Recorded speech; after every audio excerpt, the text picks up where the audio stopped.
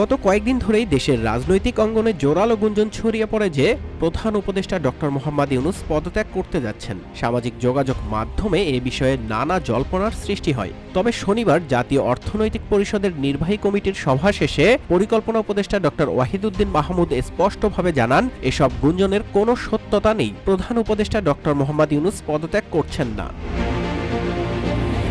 একনেক বৈঠক শেষে দুপুরে উপদেষ্টা পরিষদের অনির্ধারিত বৈঠক অনুষ্ঠিত হয়। সেই বৈঠক শেষে প্রধান উপদেষ্টার প্রেস উইং থেকে একটি বিবৃতি দেয়া হয়। সেখানে বলা হয়, যদি পরাজিত শক্তির ইন্ধনে এবং বিদেশি ষড়যন্ত্রের অংশ হিসেবে সরকারের উপর আরোপিত দায়িত্ব পালনকে অসম্ভব করে তোলা হয়, তবে সরকার সব কারণ জনসম্মুখে উত্থাপন করে পরবর্তী সিদ্ধান্ত গ্রহণ করবে। সরকারের স্বকীয়তা, সরকারের উদ্যোগ, বিচার প্রক্রিয়া।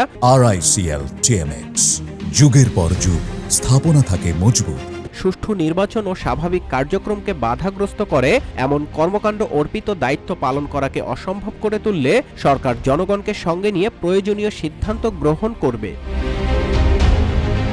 বিবৃতিতে জানানো হয়, শনিবার জাতীয় অর্থনৈতিক পরিষদের সভা শেষে উপদেষ্টা পরিষদের এক অনির্ধারিত বৈঠক অনুষ্ঠিত হয়। বৈঠকে অন্তর্বর্তীকালীন সরকারের উপর অর্পিত 3টি প্রধান দায়িত্ব, নির্বাচন, সংস্কার ও বিচার বিষয়ে বিস্তারিত আলোচনা হয়। প্রধান উপদেষ্টা প্রফেসর মোহাম্মদ ইউনূসের সভাপতিত্বে রাজধানীর শেরেবাংলা নগর এলাকায় পরিকল্পনা কমিশনে এ বৈঠক অনুষ্ঠিত হয়।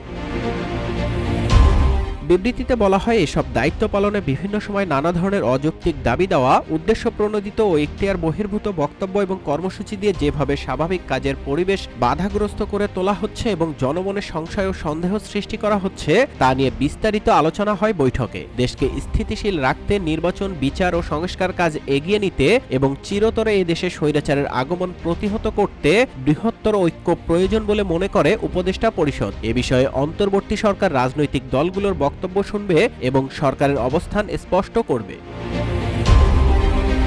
বিবৃতিতে আরও বলা হয়, শত বাধার মধ্যেও গোষ্ঠী স্বার্থকে উপেক্ষা করে অন্তর্বর্তী সরকার তার উপর দায়িত্ব পালন করে যাচ্ছে। অন্তর্বর্তীকালীন সরকার জুলাই অভ্যুত্থানের জনপ্রত্যাশাকে ধারণ করে, কিন্তু সরকারের স্বকীয়তা, সংস্কার, উদ্যোগ, বিচার প্রক্রিয়া, সুষ্ঠু নির্বাচন ও স্বাভাবিক কার্যক্রমকে বাধাগ্রস্ত করে এমন কর্মকাণ্ড অর্পিত দায়িত্ব পালন করাকে অসম্ভব করে তুললে সরকার জনগণকে সঙ্গে নিয়ে প্রয়োজনীয় সিদ্ধান্ত গ্রহণ করবে। নিউজ ডেস্ক, রূপালী বাংলাদেশ।